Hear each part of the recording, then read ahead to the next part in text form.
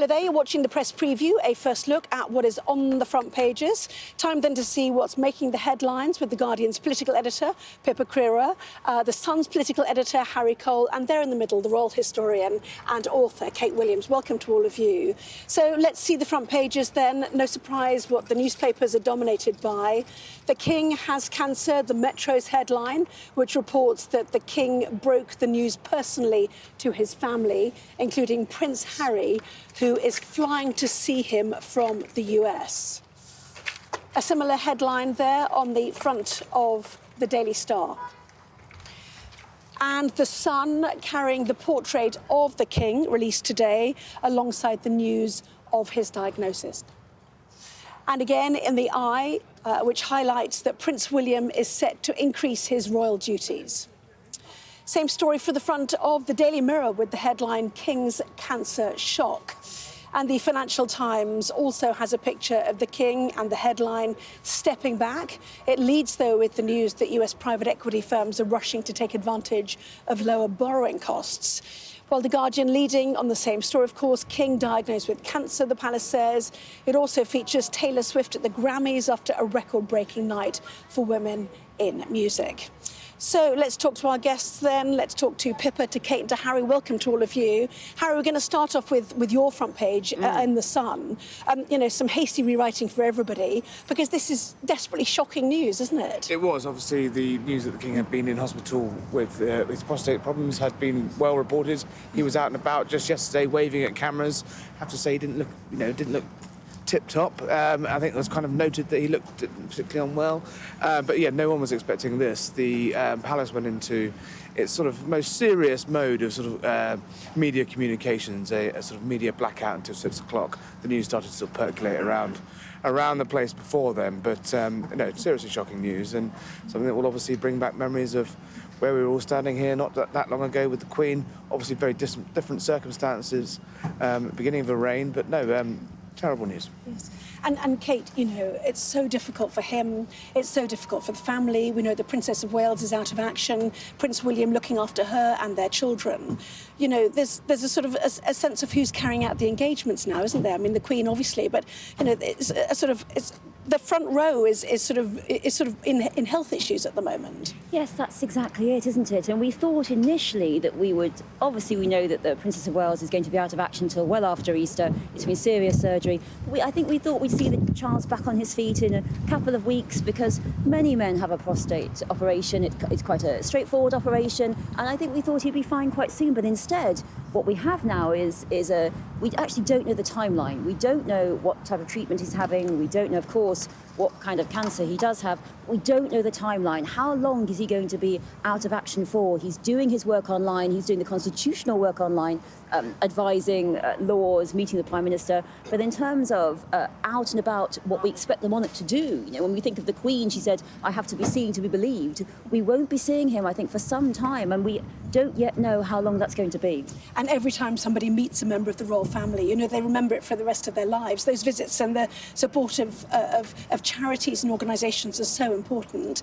Your paper, The Guardian, let's take a look at that as well, shall we? You know, many newspapers picking up on seeing him at Sandringham yesterday. Obviously, he's returned to London now. But how's your paper covered it? Well, I think, like every paper, we had all our stories lined up, ready to go, and then we got news from the palace that they were expecting an announcement, so it all gets ripped up. And it's, despite The Guardian having a sort of possibly more Republican outlook on life, I think the Queen's death and funeral and the subsequent events which followed showed that our readers were also interested in what was going on. We've splashed on this story. It's a big one, obviously. He's our head of state after all. And it is a week, just as the others have mentioned, since he emerged from that prostate procedure and waved and went back to his business, and the frenzy around royal health sort of died down for a few days. Everyone thought it was back to business as usual. And then, of course, this surprise news this evening, which I think probably once again, just as the procedure last week did, shows that this is a man in his 70s who's taking over a new job at a time when most people in life retire, and I think there'll be lots of sort of thinking and talking about, and in our paper and in others, about really sort of the scale of commitment that it is possible to make when you're getting a bit older. And of course, the sort of stripped back royal family to the core members who go out and do all these many visits and charity work and all the rest of it, it is one man down for the time being, and that obviously will put a lot of pressure on the other members of the royal family. And Kate, a man who was incredibly hardworking, we know, with a full calendar, a full programme ahead for him this year. Well, Charles is often one of the most hard-working royals, many engagements, many activities, he has many charities, and I think it's obviously going to be very hard for him that he's not going to be able to do this, and we don't know for how long, and there is a tour of Canada planned in the early summer that I don't think won't go ahead. We don't know about Trooping the Colour, so it's a very different monarchy that we're going to see, and just as Pippa was saying, Charles has been Prince of Wales since he was just a child, since he was 3, and he's been waiting for the job, and now, not very long into his monarchy, he's having this extended period off, which does raise questions about it's a tough job being monarch. There's a lot of activities. Is it too much for someone who is going into their retirement years, which many of us will be expecting to put our feet up? And obviously, this is huge news, and there's been well-wishing pouring in from all over the world. Joe Biden, all kinds of world leaders have been speaking because they're expressing all this sympathy for Charles. And I think it reminds us that 1 in 2 of us, it was World Cancer Day yesterday, I believe, 1 in 2 of us will get some form of cancer in our lives, and it touches everybody.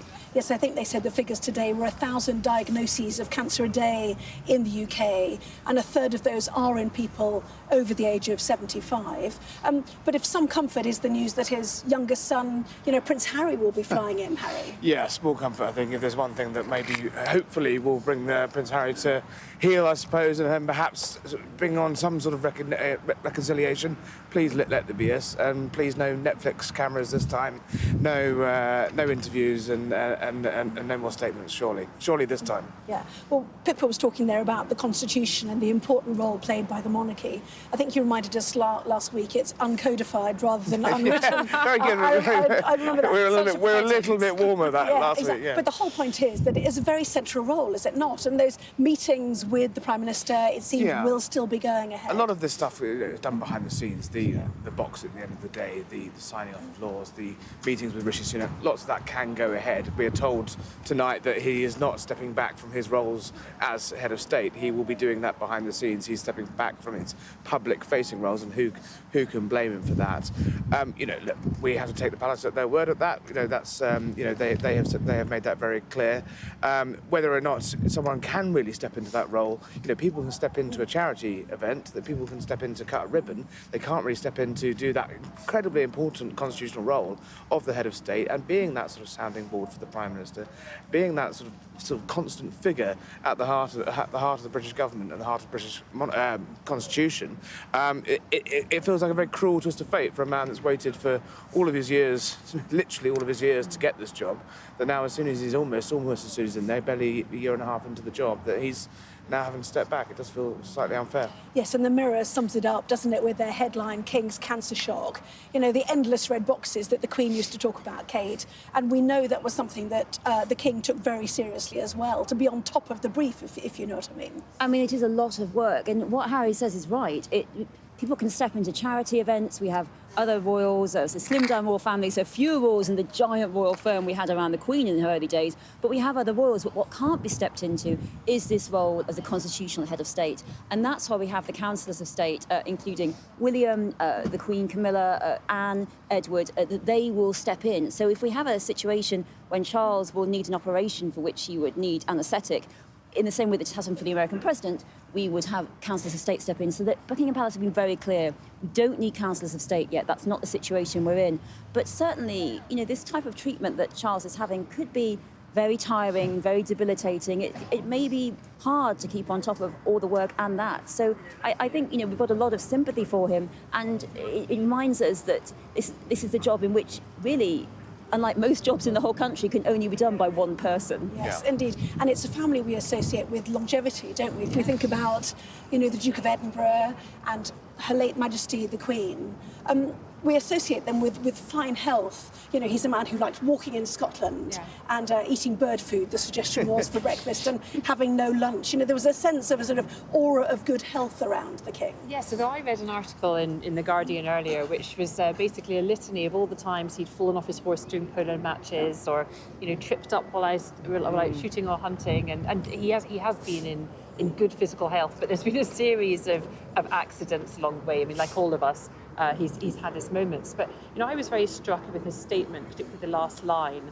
and how he basically wanted to share with people about his cancer diagnosis. And I just I guess it's a generational difference in that you can imagine his parents being much more private about private health matters. And even when, with his prostate procedure, going in and being quite open about the fact that that was happening in order to encourage other men of his age to take this seriously. It obviously affects a lot of men over a certain age, to take it seriously, to get themselves checked out, to get it addressed. And while we don't know what type of cancer it is and therefore what treatment is going to be required, or indeed his prognosis, the fact that he has felt that it's important to share is really kind of like, I guess, humanising. And I think a lot of people in their own lives, whether it's they themselves or indeed loved ones, family, friends around them, have had to go through the experience of supporting somebody with cancer, and seeing that the head of state is willing to sort of open up about that. And it wouldn't surprise me if we heard more actually from him as the treatment continues. I think will make him much more relatable than sometimes the roles have been in the past. Yes, we've just had the Times and the Telegraph in, both of them very similar. In fact, the King has cancer, and choosing to use that new photograph that was issued by Buckingham Palace today, Kate, where he's looking fine and well, and it's quite a sensible thing in terms of your communication strategy, isn't it, to put out a new picture like this? Yes, he's looking fine, he's looking well, and he looks like he's ready for business. He's in a business suit, he's ready for business, and I think that is a key communication strategy.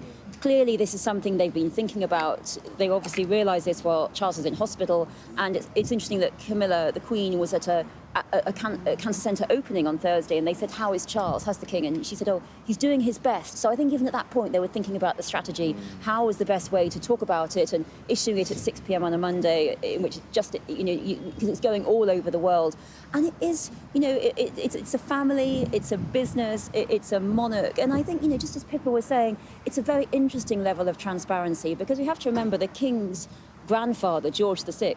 No one knew how ill he was. There was actually an operating theatre at Buckingham Palace. He had lung cancer, and they operated in the palace, so no one would know. And even Princess Elizabeth herself did not realise he was dying. That's why she went to Kenya on the tour, and so why she understood she was Queen when she was up a tree over a watering hole.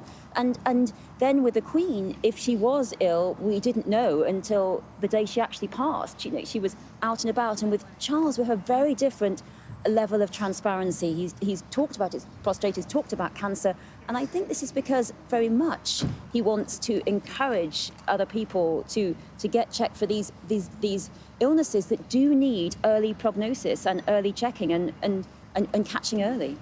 Well, welcome back. You're watching the press preview live this evening from Buckingham Palace. With us once again, The Guardian's political editor, Pippa Crerar, The Sun's political editor, Harry Cole, and in the middle there, the royal historian and author, Kate Williams. Welcome back to all of you. There is a sense, isn't there, about how the monarch is the continuity. You talked about the fact that the Queen died just as Liz Truss became Prime Minister, and the following turbulence, whereas the monarchy, Harry, just continued, did it not? It was the most extraordinary period of upheaval, because obviously we changed government and we changed the head of state at the same time, which is fairly unprecedented.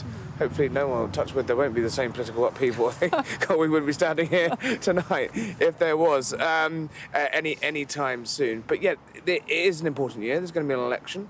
Obviously, the King plays an incredibly important role in that. There is most likely going to be a change of government again this year, but if the polls are to be believed. So yeah, it is a slightly unnerving feeling at times like this, when actually that pillar of British establishment is sort of slightly rocky. And that's why I think the sort of news about of this significance does it does clear the front pages. Look, every single front page today. Even The Guardian managed to, and it's literally a one-fact story, isn't it? It is the simplest of headlines, hence why most of the papers have gone with exactly the same headline. It is a hugely important story. And we saw the inside pages there, Kate, of the Times. William steps in because he will have to, despite his own wife's current recovery from surgery. And the photograph there was from the King's 70th birthday. All the family together there, including Harry and Meghan. Meghan and the kids, we're told, are staying in California despite Harry coming here. But does that sort of look back to happier times, do you think? It's been a difficult few years, hasn't it, for the royal family? It has been a difficult few years, and it's been a difficult few years, and it has been a whirlwind for Charles himself. And that, just as Harry was saying, there is often chaos in politics, and the job of the royal family, what they need to be seen to be doing, is providing this continuity. And that was certainly something that everyone expected from the Queen, who was out and about every day, always looking the same from really her 20s to right up to her 90s. And that's something that I think we can't always rely on, because monarchs are human. We can't expect them to be, she was almost perhaps superhuman in that way. And certainly I think the king, he's been through a lot, but the biggest upheaval, of course, for him is that his mother died and he became king, and overnight, and then just into his reign, there's been all kinds of pressures on him, a lot of expectation on him, and political pressures. We are in a lot of political changes, and now this is what happens to him. And I think certainly he's in a high stress, high stakes job, and to do so when you're undergoing this treatment, I think will be quite hard. Yes, really underlining, isn't it? Certainly. Just had the Daily Mail in as well, Pippa. Charles is so grateful they caught it early, but Robert Hardman, who writes so well on these matters at the top there, he waited so long to be king, now this. And I think that there will be a sense of public sympathy with him about that, don't you think? Yeah, I think so. I mean, as we've said, from a very young age, he has been waiting. And, it was a great thing that the Queen was, the former Queen was so strong and healthy and was with us until her mid-90s. But it did, of course, mean that he took over as the monarch at really quite advanced years, when most people might prefer to be sort of, putting their feet up and enjoying their grandchildren and spending time with their friends. Instead, he's sort of working a very busy, high-profile, full-time job, including lots of international travel. So, I think there will be public sympathy. As the Daily Mail suggests, he's grateful that it was found early. It is because he went in for that prostate procedure that they appear to have found whatever it is, whatever type of cancer that he has. Obviously, that's good news, because the earlier these things are caught, the better the prognosis, the faster they can start treatment, and the better the outcomes. So, I think hopefully so far, while unlucky to obviously have got cancer, so far it looks like he's been lucky in terms of how quickly it's been caught, and hopefully how quickly it'll be resolved. Absolutely. Inside page of The Guardian, while you're talking as well, let's just show you that too. Plenty of coverage right through the newspapers. I think you've got, 3 double-page spreads on it, is it? And a splash. And a splash, yes. Yeah. So it's, it is really significant news, isn't it?